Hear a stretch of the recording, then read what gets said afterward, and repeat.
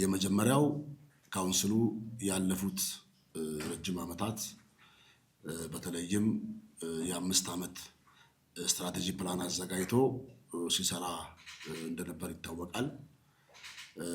ጥር 28 ላይ ባደረግነው የጠቅላላ ጉባኤ መሰረት ያለፈውን 5 ዓመት ሪፖርት አጠናቀን አዲስ ስትራቴጂ ፕላን ቀይሰን ወደ ስራ የገባንበት ወቅት ላይ ያለነው። በዚህ ስትራቴጂ ፕላናችን ካውንስሉ በአዋጅ የተሰጠው ስልጣን አለ። ያንን ስልጣን መርህ በማድረግ እንደ ወንጌል አማኞች ትኩረት ሊደረጉ የሚገባባቸው በዝርዝር በጥናት ላይ ተመስርቶ ከፍተኛ የባለሙያዎች ቡድን ተዋቅሮለት ሲሰራ ቆይቷል። ከዛም 3 ፒላርስ እና 6 ፕራዮሪቲዎችን ለይተን ወደ ስራ እንገባለን። የመጀመሪያው ሌጋል ኤንድ ኢንስቲትዩሽናል ፋውንዴሽን ላይ ነው የምንሰራው። ተቋሞቻችን፣ አባሎቻችን ከህግ ማዕቀፍ አንጻር መፍቶቻቸው በህገ መንግስቱ የተጠበቀላቸውን የፍትህ ስርዓት መጠቀም እንዲችሉ ማስቻል፣ ከምዝገባ ጋር የተገናኘ እና ከዛ ጋር የሚነሱ ማንኛውም ጥያቄዎችን አስመልክቶ ህጉ በሚፈቅደው መሰረት አባሎቻችን መፍታቸው እንዲከበርላቸው የሚያደርግ ጠንካራ ስርዓት ይዘረጋል። ከዚህ ውጪ ኮሌክቲቭ ቮይስ ኤንድ ዩኒቲ ላይ እንሰራለን። የወንጌል አማኙ የካውንስሉ የሁሉም ወንጌል አማኝ ድምፅ እንደመሆኑ መጠን ለወንጌል አማኙ ድምፅ ነን ስንል ምን ማለታችን ነው? በምንድን ነው ድምፅስ ምን ሆነው? በመላ ሀገሪቱ ከኢትዮጵያም ውጭ ያሉ የወንጌል አማኞች በየጊዜው እያነሷቸው የነበሩ የፍትህ ጥያቄዎች አሉ። እነዚህ ጥያቄዎች አስመልክቶ በመጀመሪያው ፒላር ላይ እንዳስቀመጥነው ድምፅ በመሆን የወንጌል አማኙ እንደ ሌሎች የሃይማኖት ተቋማቶች በሃይማኖት ተቋማት ጉባኤዎች፣ በልዩ ልዩ መንግስታዊና መንግስታዊ ባልሆኑ ተቋማቶች የወንጌል አማኝ መፍቶች በህግ የተረጋገጡላቸው አሰራሮች በሙሉ እንዲጠበቁላቸው ማስቻል፣ ድምፅ መሆን በምንችልበት ሁሉ ድምፅ መሆን ባለብን ሁሉ ድምፅ መሆን የምንችልበትን ስርዓት መዘርጋት ማጠናከር ነው። ከዛ ውጭ 3ኛው ዋናው ፒላር ምንለው ካፓሲቲ ላይ ነው የምንሰራው። የቤተ እምነቶቻችንን፣ የመሪዎቻችንን፣ የአገልጋዮቻችንን ካፓሲቲ ከማጠናከር፣ ከመደገፍ፣ ከመርዳት፣ ከማስተባበር አንጻር እነዚህ 3ቱ እንደ ፒላር ይዘናል። በእነዚህ ስር ፕራዮሪቲ ተብሎ የተቀመጡ ደግሞ 6 አሉ። የመጀመሪያው ሌጋል አምብሬላ ኤክሰለንሲ ነው፣ ያው ከዋናው ፒላር ጋር የሚገናኝ ነው። ሁለተኛው ናሽናል ዲቨሎፕመንት ላይ እንሰራለን። ራይት ፕሮቴክሽን ላይ እንሰራለን። ኮሌክቲቭ ሪዞሉሽን ላይ እንሰራለን። ካፓሲቲ ቢልዲንግ ላይ እንሰራለን። ኔትወርኪንግ ዲቨሎፕመንት ላይ እንሰራለን። በመላው ዓለም የተበታተነ ነገር አለ። እንደ ሀገር ውስጥም ገና ብዙ አልተያያዘም። እነዚህ ነገሮች 6ቱን ፕራዮሪቲዎች 3 ፒላሮችን አያይዘን በቀጣይ 5 ዓመታት ከእግዚአብሔር ጋራ አባሎቻችን በማስተባበር እንደ ተቋም የሚጠበቅብን ውጤት ለማምጣት እንሰራለን ማለት ነው። ይህ በጠቅላላ ጉባኤ በቦርድ ጸድቆ ወደ ስራ የገባንበት ላይ ያለ ነው። ይህንን ሀሳብ ማንሳት ለምን አስፈለገ የሚለውን ነገር በጥቂቱ አንሳ። በካውንስል ውስጥ ምዝገባ ያደረጉ በርካታ ሚኒስትሪዎች አሉ። እንዲሁም የውጭ ሀገር ተቋማት አሉ። ወንጌል አማኞች በዚህ አሉ። በኢትዮጵያ ውስጥ የሚሰሩ ለጋሾች አሉ። የካውንስሉን አስተምህሮ አዕማደ እምነት መሰረት አድርገን ካፓሲቲ ቢልዲንግ ላይ ሊሆን ይችላል፣ ሚዲያ ላይ ሊሆን ይችላል፣ ኮሌክቲቭ ቮይስ ላይ ሊሆን ይችላል። ስለዚህ አብረውን ለሚሰሩ ተቋማት ጥሪ ለማድረግ ነው።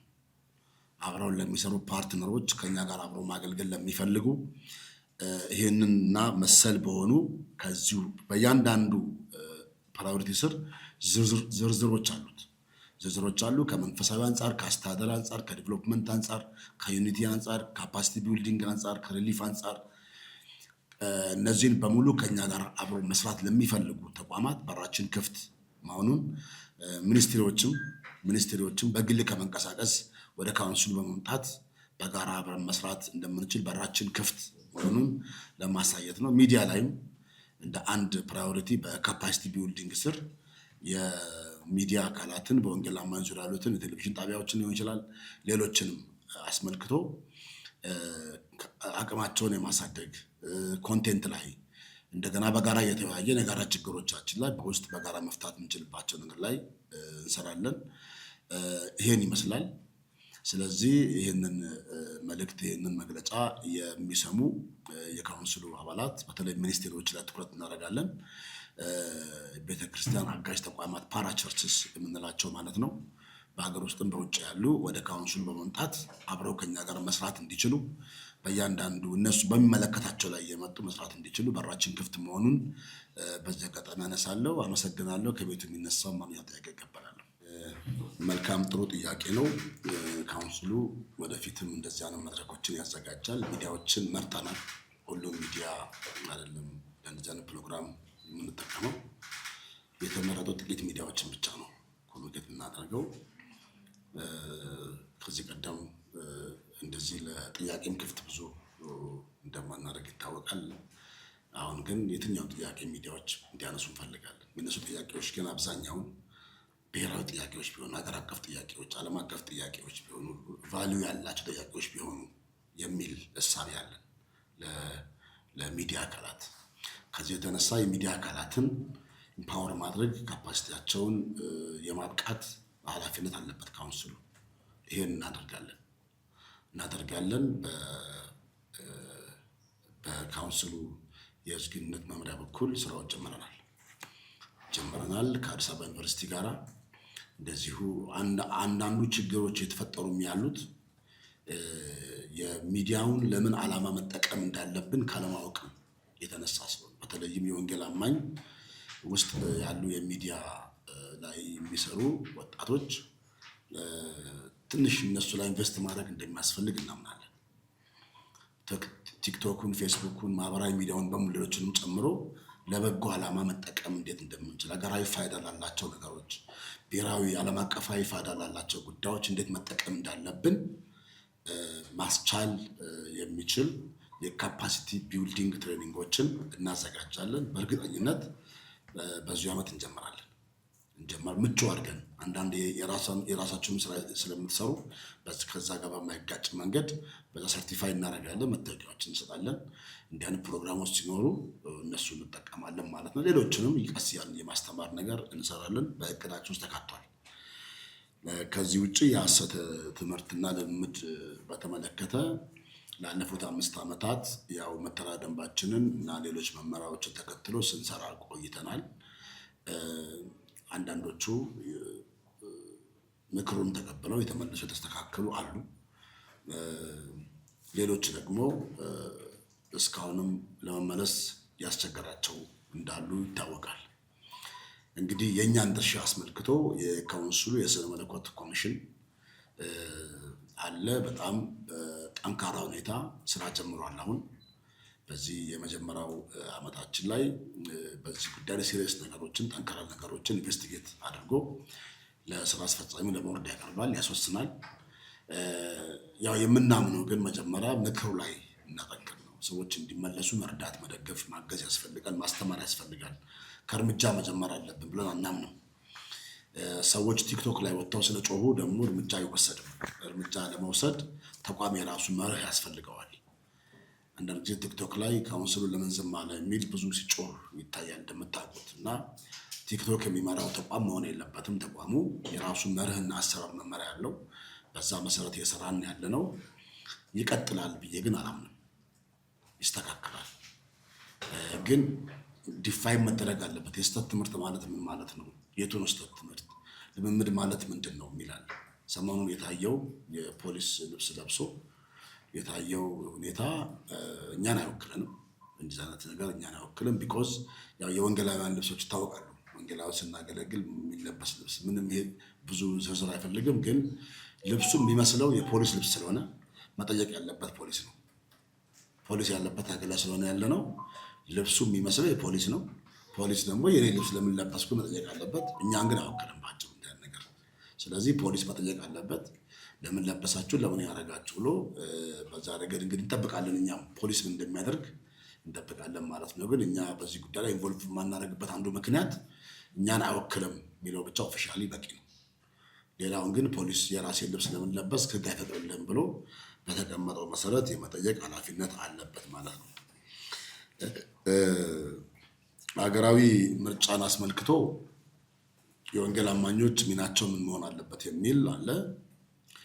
እንደሚታወቀው ለእናንተ ለሚዲያ አካላትም ለካውንስሉ አባላትም በሀገር ውስጥም በመላው ዓለም ለሚገኙ ሁሉ በቀጣይ ሀገራዊ ምርጫ ጉዳይ መጸለይ አስፈላጊ ነው። የመጀመሪያው ምርጫው በሰላም እንዲጠናቀቅ መጸለይ ያስፈልጋል።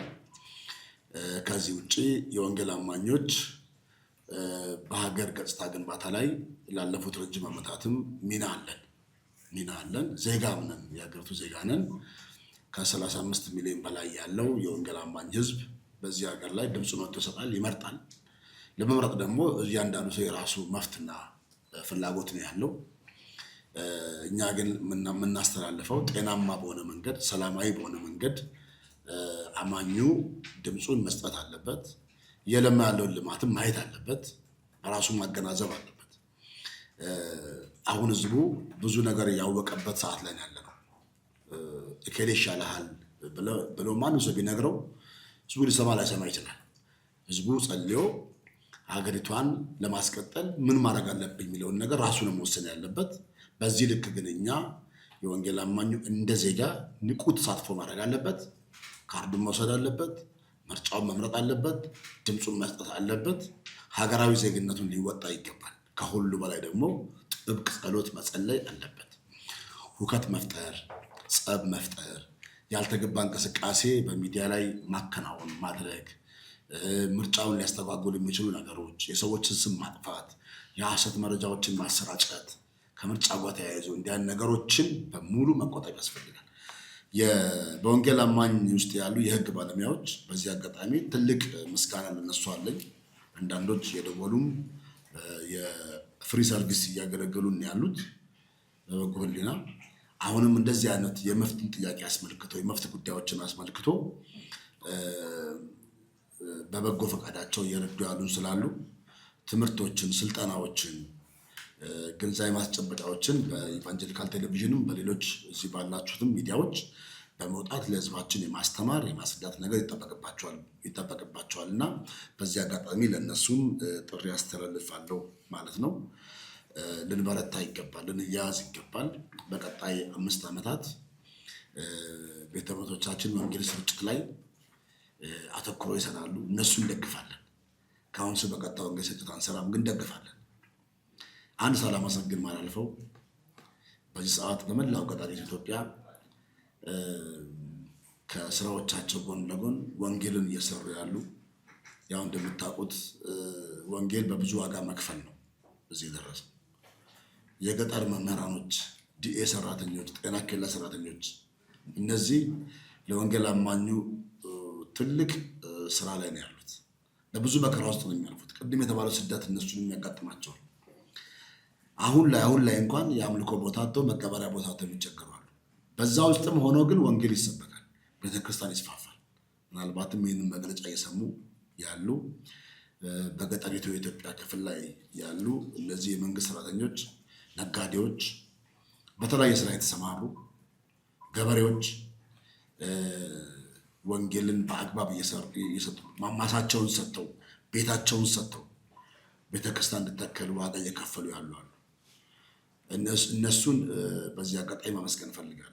በርቱ ማለት እንፈልጋለን። ለወንጌል የሚከፈል ዋጋ የሚዘራ ዘር ሞቶ አይቀርም፣ ያንሰራራል። ዛሬ ትላልቅ ቤተ እምነቶች የምናያቸው የሆነ ቀን ላይ ጥቂት ሰዎች ዋጋ የከፈሉበት ነው። እኛ በኢትዮጵያ ምድር ወንጌል በነፃነት ተሰብኮ አሁን ያለ ቁጥር በዝቶ ሰፍቶ ኢትዮጵያን በወንጌል መውረስ ማድረስ እንፈልጋለን። ዓላማችንም አንዱ እሱ። ከዚህ ውጭ ሌላ ምንም ዓላማ አጀንዳ የለንም። ወንጌል ደግሞ ሰላም ነው። ወንጌል ልማት ነው። ኢትዮጵያን በወንጌል እንደሳለን ስንል በሰላምና በልማት ላይ እንሳተፋለን ማለታችን ነው በሌላ ቋንቋ። ስለዚህ በመላ ሀገሪቷ ያሉ የወንጌል አማኝ እምነት ተከታዮች እየሰሩ ስላለው የወንጌል ስራ በገጠር በከተማ እየተሰራ ስላለው ስርጭት 24 ሰዓት ደግሞ ለዚህ የሚጸልዩ 40 ቀን የሚጸልዩ በጾም ጸሎት በጌታ ፊት ወድቀው ኢትዮጵያ ውስጥ ለሚሰራው የወንጌል ስራ የሚጸልዩ፣ ለትውልድ ግንባታ የሚጸልዩ፣ ለሀገር ሰላም የሚጸልዩ፣ ለሀገር ልማት የሚጸልዩ በሙሉ የቀጣይ 5 ዓመታችን የእቅዳችን አካላት ናቸው። እነዚህ በሙሉ ከነሱ ጋር አብረን ተባብረን በቅርበት እንሰራለን። በርቱ ማለት እፈልጋለሁ። በገጠሪቷ ኢትዮጵያ ላይ በብዙ ዋጋ መክፈል እያገለገሉ ላሉ ወገኖቻችን ከወጣት አንጻር ያው ወጣቱ ለሀገርም ለቤተክርስቲያንም ቀጣይ እጣ ፈንታም እንደመሆን ብዙ ጠበቅበታል። ወጣቱ የወጣት አወቃቀሮች አሉ በየቤተ እምነቱ በየህብረቱ፣ እነሱን በማስተባበር ፕሮፌሽናል ደግሞ ወጣቶች አሉ። እነሱንም በጋራ በማድረግ እንደ ሀገር ያሉ ወጣቶቻችን ምን ይጠበቅባቸዋል የሚለውን ነገር በካውንስል ደረጃ ብሔራዊ አጀንዳዎችን በማንሳት ዓለም አቀፍ አጀንዳዎችን በማንሳት እንነጋገራለን። ወጣቶቻችን በዩኒቨርሲቲ ያሉ፣ በመንግስት ስራ ላይ ያሉ እነሱን እናቀናጃቸዋለን።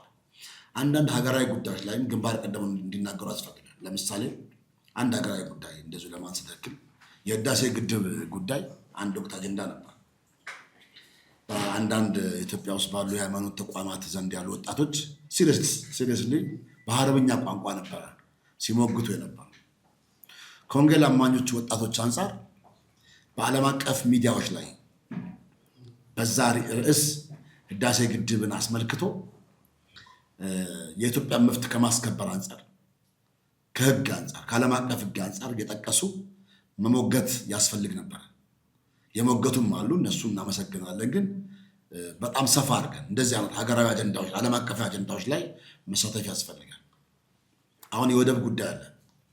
እንደዚህ ጉዳይ ላይ እኛ ዜጋ ነን፣ 35 ሚሊዮን የምንቆጠር ዜጋ ነን። ወደብ ኢትዮጵያ ቢኖራት እኛም እንጠቀማለን፣ ባይኖር ደግሞ እንጎዳለን። ስለዚህ ወጣቶቻችን ምንድን ነው እዛ ላይ ያላቸው እውቀት፣ ዓለም አቀፍ ሚዲያው ላይ ምን ማድረግ አለባቸው የሚል ነገር ላይ አስተዋጽኦ ማድረግ ያስፈልጋል። የቤት ነገር፣ ጥቃቅን ነገር፣ እዚህ መንደር ውስጥ ያለውን ነገር ትቶ በሀገር አቀፍና ዓለም አቀፍ ጉዳይ ላይ ማተኮር አስፈላጊ ነው። የወጣቶቻችን አይምሮን በዛ ልክ መስፋት አለበት። የህግ ባለሙያዎች ቅድም ያልኩት በዚህ ጉዳይ እውቀቱ ያላቸው ያጠኑ፣ ዓለም አቀፍ ህግ ያጠኑ በዚህ ላይ ፍሮንት ወጥቶ መናገር ያስፈልጋል። መፍራት አያስፈልግም። መፍራት የሚያስፈልገው ለሁለት ነገር ነው፣ መሸሽና መፍራት፣ ወንጀልና ኃጢአትን ነው። ከዚህ ውጭ የሀገር መፍት አስመልክቶ የሀገር ጥቅምን አስመልክቶ ብሔራዊ ጥቅምን ላይ እንደ ዜጋ የወንጌል አማኞች የቤተ እምነት ተወካይ መሆን አያስፈልግም። ይሄን ለመናገር የካውንስል መሪ መሆን አያስፈልግም። ይሄን ዜጋ ብቻ መሆን በቂ ነው ስለ ሀገር ለመናገር። እንደዚህ ነገር ላይ ትልቅ ሚና ልንወጣ ይገባል። በተለይ ወጣቶች ኮሚሽኑ በዛ ላይ ሰፊ ስራ ይሰራል። የሚዲያ አካላት ወሳኞች ናቸው። ሚዲያን ለበጎ ዓላማ መጠቀም አስፈላጊ ነው። እንደ ሀገር አሁን እየተከናወኑ ያሉ የልማት ስራዎችን ማድነቅ ያስፈልጋል፣ መደገፍም ያስፈልጋል። ያን ደግሞ ለማድረግ ማየት መጎብኘት ደግሞ አስፈላጊ ነው። ስለዚህ 2-3 ጊዜ የካውንስሉ አመራሮች ጎብኝተናል። አሁንም ባለው ሁኔታ በፍጥነት እናመቻቻለን። ሚዲያ አካላትን ዙራችሁ የለሙ ያሉ ስራዎችን፣ የኮሪደር ልማቱን፣ ሌሎች ልማቶችንም አይታችሁ ካያችሁ ደግሞ እንደ ሚዲያ አካላት ያያችሁትን ደግሞ መዘገብ ያስፈልጋል። መዘገብ እንድትችሉ በነፃነት እንድትሰሩ እሱን እናመቻቻለን። ይሄ ነው ሊደገፍ የሚገባው፣ ሊነሳ የሚገባው፣ ሊሰራ የሚገባው ማሰብ ነው። ሀገራዊ ፋይዳ ያላቸው ስራዎች ባሉት አንዱ እነዚህ ናቸው። ሀገር ልማት እያለማች ነው ካልን ልማቱን በተግባር አይተን ፕሮሞት ማድረግ ያስፈልጋል። ያለውን እያደነቅን የተሻለ ሀሳብ ካለ ደግሞ እንለግሳቸዋለን። ግን ያለውን ማድነቅ ያስፈልጋል። ሀገር ሲቀየር እኛም አብረን መቀየር አለብን። አእምሯችን መቀየር አለበት። አዲስ አበባ ላይ ያለውን ለውጥ ወርታች ሊወርድ ይገባል። ልማቱ ያለው አዲስ አበባ ብቻ አይደለም። አንዳንድ ጊዜ እንዲህ አይነት ልማቶች አሉ። ሐዋሳ አለ፣ ሌሎች ከተሞችም አሉ። ምሳሌ ያነሳሁት ከአዲስ አበባ ውጭ ወጣ ብሎ እየለሙ ያሉ ልማቶችን መጎብኘት ያስፈልጋል። ቅድም ያልናት ደብረ ዘይት በጣም ለምታለች፣ ከተማዋ እጅግ ለምታለች። አዳማ ለምቷል። እንደዚህ በየክልሉ ያሉ ከተሞችን መርጠን ተንቀሳቅሳችሁ በሚዲያ በክሩ ግሩፕ በመሆን ሂዳችሁ እንድትጎበኙ ልማቱን ፕሮሞት እንድታደርጉ በእኛ በኩል ከሚዲያ ክፍላችን ጋር በመሆን እናቀናጃለን። በቅርቡ አመቻችተን እናሳውቃቸዋለን። አመሰግናለሁ።